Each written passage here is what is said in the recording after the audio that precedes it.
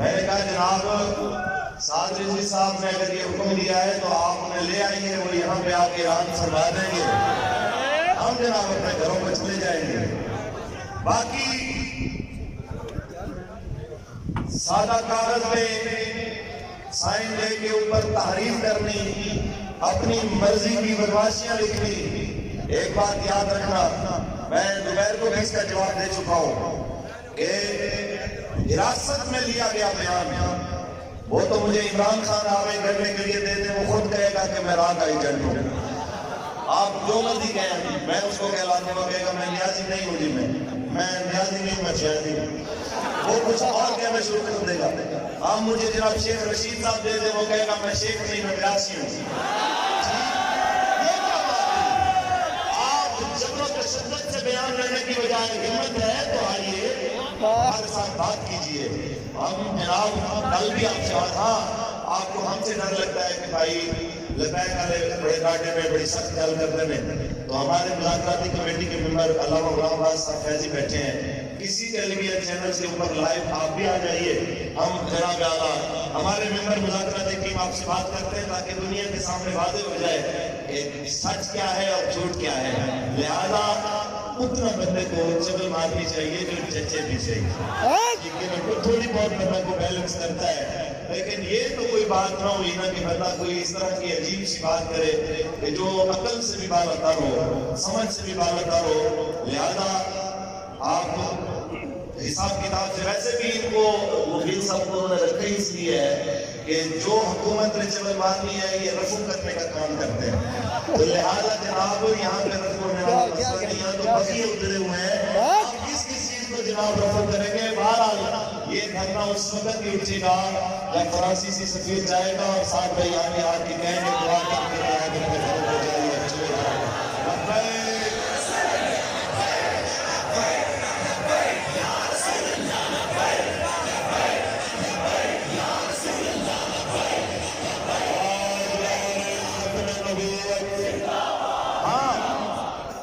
اس کے ساتھ ایک اور بات، رہی بات سیکیورٹی اداروں سے تعاون کرنے کی، تو ہم بالکل تعاون کرنے کو تیار ہیں۔ میں نے پہلے کہا ہے وہ ہمارے بھائی ہیں، کچھ ہمارے بچے ہیں، تو وہ ہمارے ساتھ بات کریں گے، بیٹھ کے مطلب بات کرتا ہے طریقے سے۔ یہ کوئی بات تھوڑی ہے کہ آپ گھروں میں جائیں، سامان اٹھا لیں، چوریاں کریں، ڈکیتیاں کریں، بندے جناب اعلیٰ بندے اٹھائے اور کہیں سے اگر کارکن نہ ملے تو پھر وہاں سے خواتین اور بچوں کو دودھ پیتے بچوں کو بھی آپ اٹھا کے حوالات میں بند کرتے ہیں، تو یہ طریقہ کار ہے، یہ تعاون کریں۔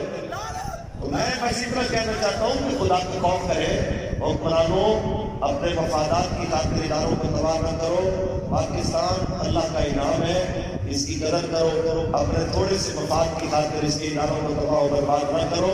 یہ پاکستان ہمارا ہے، پاکستان کے ادارے ہمارے ہیں، پاکستان کی املاک ہماری ہے، نہ ہم اس کی املاک کے دشمن ہیں، نہ ہم اس کے اداروں کے دشمن ہیں۔ میں نے پہلے بھی کہا ہے تو آپ کے سامنے اگر آپ کو یاد ہو کہ صحافی نے کہا کہ اگر آپ پہ آپریشن ہوتا ہے تو آپ کیا کریں گے؟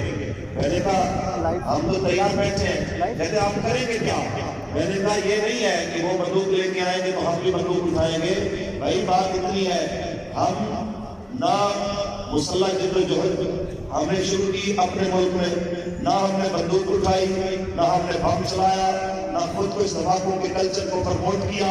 ہم نے ایک بات کی ہے ضرور کہ یہ گردن ہم نے رسول اللہ کی عزت کے لیے رکھی ہوئی ہے، ہم نے یہ گردن رسول اللہ کے دین کے لیے رکھی ہوئی ہے۔ ہاں اگر 30 لاشیں پہلے گرا کے آپ کا پیٹ نہیں بھرا، آپ کے جناب اعلیٰ مزید خون دیکھنے کا ارادہ ہے تو ہم آپ کو 3,000 30,000 30 لاکھ جتنا جناب کو چاہیے وہ سارا لہو دینے کو تیار ہے، لیکن نظریہ ہمارا وہی ہے کہ من سب کا نبیہ، من سب کا نبیہ، من سب کا نبیہ، من سب کا نبیہ۔